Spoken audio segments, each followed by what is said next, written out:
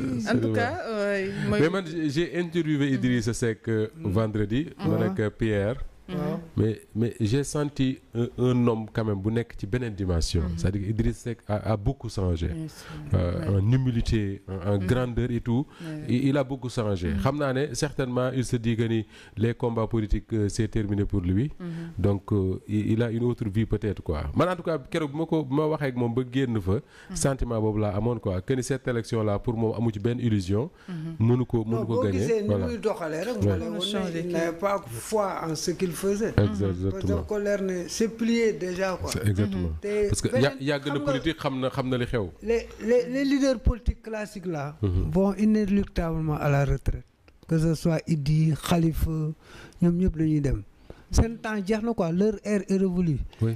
Et l'individu a des limites objectives.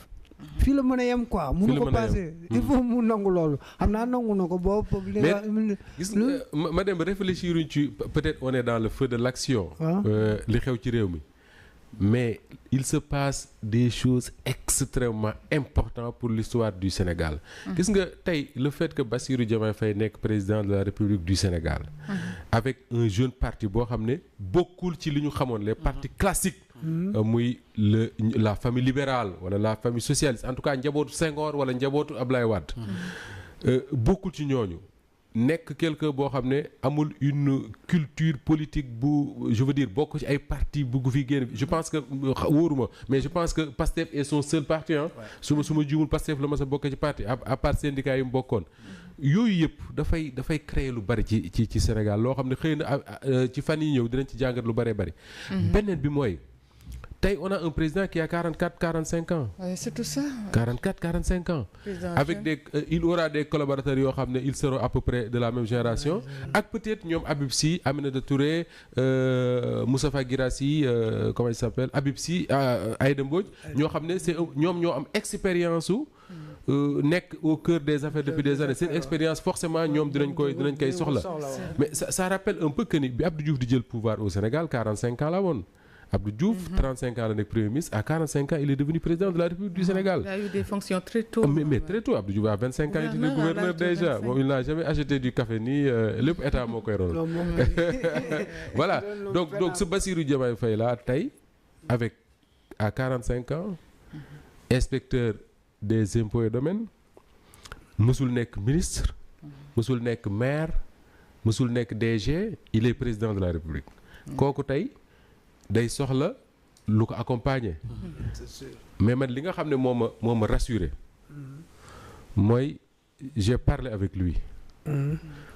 Diomaye c'est un homme d'une grande humilité. C'est tout ça. C'est-à-dire que nit la koo xam ne dafa wàcce boppam comme pas possible.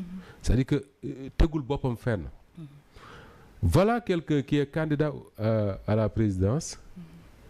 qui te dit man bi ma nekkee étudiant ci ab atelier tailleur laa naroon a dëkk. il a dit bi mu ñëwee Dakar di jàng ci atelier tailleur la fanaan après son grand frère moo ne papa Diomaye mi bu ñu ko bàyyee fii du mën a jàng parce que atelier bi mënu fi dëkk. ñuy dëbbal ba yóbbu ko ci seen benn kër benn xarit bu nekk Ngor xaw ma Mamel mu dëkk fa. voilà quelqu'un qui te dit man fi may juddoo sama papa sama yaay ay baykat lañu.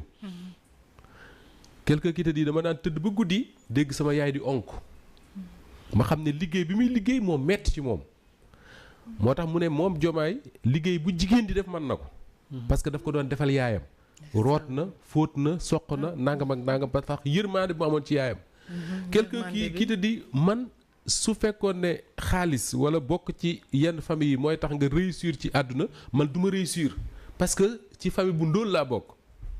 mais quelqu'un comme ça su changé wul. man gëm naa ne man na yor Sénégal. yokk ci Diomaye ne fait pas semblant. c'est-à-dire que je veux dire il n'est pas dans le politiquement correct c'est-à-dire que wax pour mu neex wala wax pour séduire. wala mu def pour séduire. man leer na ma ne les stratèges de la communication de Pastef ñoom Babou ak El Malick ak Citizen ak ñu demee noonu ak peut-être ñeneen ñi nekk à l'étranger leer na ma ne ils ont beaucoup travaillé pour pousser Diomaye à ce que sax muy xumbal un peu meeting yi. naan ku ngeen àndal Diomaye nangam ak naaw leer na ma ne ils ont beaucoup fait pour waxuñu ma ko mais je suis après sûr qu'ils ont beaucoup fait pour mu xumbal parce que man j'ai parlé avec lui c'est quelqu'un boo xam ne quand il te parle il te regarde même pas. ndax humilité bu nekk ci moom. mais boo ko génnee ci loolu rek. tu ne retrouves plus Diomaye. laa jël Pierre-Edouard Faye avant nga koy interviewer on a eu à discuter avec lui peut-être 3-4 minutes mais respect bi mu am ci doomu aadama dama naan su soppeekuwul mën na jiite Sénégal boole ceeg humilité boobu ma lay wax Diomaye dafa comprendre benn affaire te boo ko dégloo nga waxtaan ak moom di nga xam ne ku comprendre loolu te du ci juum mooy moom leer na ko moom bu doon moom Diomaye rek du nekk président de la République c'est parce que dafa am un homme qui s'appelle Ousmane Sonko qui s'est battu def ci sacrifier ci santeem sacrifier ci njabootam sacrifier ci liggéeyam sacrifier ci léppam pour ñu agsi fii ñu agsi ba pare boole ceeg moom Diomaye xam na ne su dul woon un porteur de projet du nekk président de la République c'est parce qu'il est porteur d'un projet boo xam ne moom ak ay moroomam ñoo àndoon di ko élaborer moo tax mu nekk président de la République et là moom il le dit lui-même il dit que fi ma toog nii El Malick Ndiaye mënoon na fee toog wala Birame Souleye Diop wala Abbas Fall wala keneen ak keneen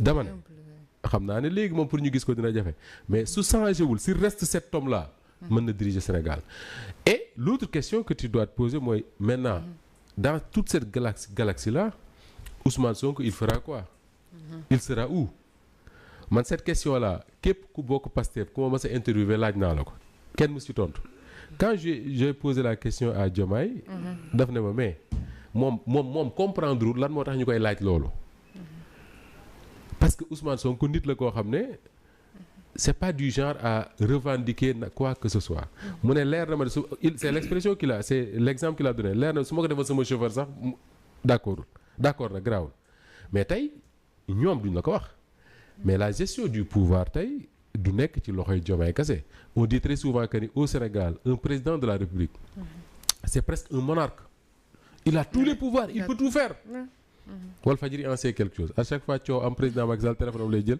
ne tëj léegi ñu tëj ko un président peut tout faire mais si Diomaye est conscient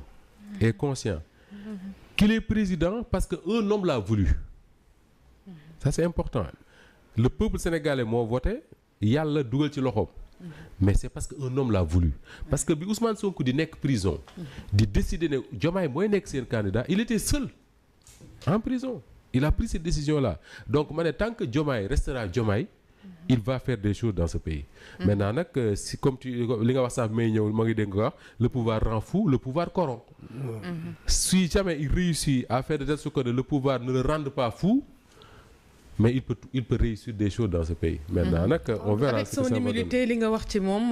nit ko humble déjà. ay qualité la yoo xamante ne dina tax lu ñuy xaar nañ doon des esprits sains. te gis nga dafa am ñaari nit. parce que guerre de positionnement day démarrer. dafa am ñaari nit ku nekk day bëgg a jege Diomaye. ku jege Ousmane Sonko moo ma ko wax te boobu Ousmane Sonko mi ngi ci liberté am. waaw donc boobu waxaguñu waxu candidature. mu ne dafa waxtaan ak Ousmane Sonko ne ko dañuy wax très souvent naa Ousmane Sonko dafa jub Ousmane Sonko dafa laa mais am na ñaar ñoo xam ne ñoo ko gën a jub fuuf mooy Jamil Sané le maire des Parcelles ak Bassirou Diomaye Faye Ousmane Sonko moo wax loolu donc si ce gars-là reste Diomaye si Diomaye reste Diomaye il y a aucun souci à se faire. tout à fait man loolu laa gëm. et puis nit ñi aussi bañ a créer une certaine dualité entre ñoom. waaw parce que Sénégal dañoo aay ci loolu. dañu ñëw doon ay pro nangam kii doon pro nangam. ma dem ba tu as vécu. diggante Senghor enfin dégg nga ko. liir nga ko diggante Senghor ak Mamadou Dia. waaw.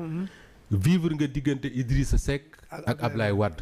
c'est-à-dire que forcément y aura des gens yoo xam ne dinañ ñëw jege Ayoba pour dóor ko ci kaw Moustapha nit ñi noonu la ñuy doxee. noonu la ñuy doxee. ñu ànd ci jàmm la ñuy bañ a dégg mais yow mi nga xam ne yaay njiit li yow yaay élevé wu au-dessus de tout ça c'est-à-dire que ku ñëw di nga ko déglu di nga wax ak moom mais nga bañ a fàtte pourquoi vous êtes là parce que ces gens de Pastef là bu ñu toogee fàtte un seul instant ñoom fan la ñu jaar ak sénégalais yi ba sénégalais yóbbu leen pouvoir. mais ce sera la catastrophe. voilà ñii li leen sénégalais yi defal defaluñ ko kenn.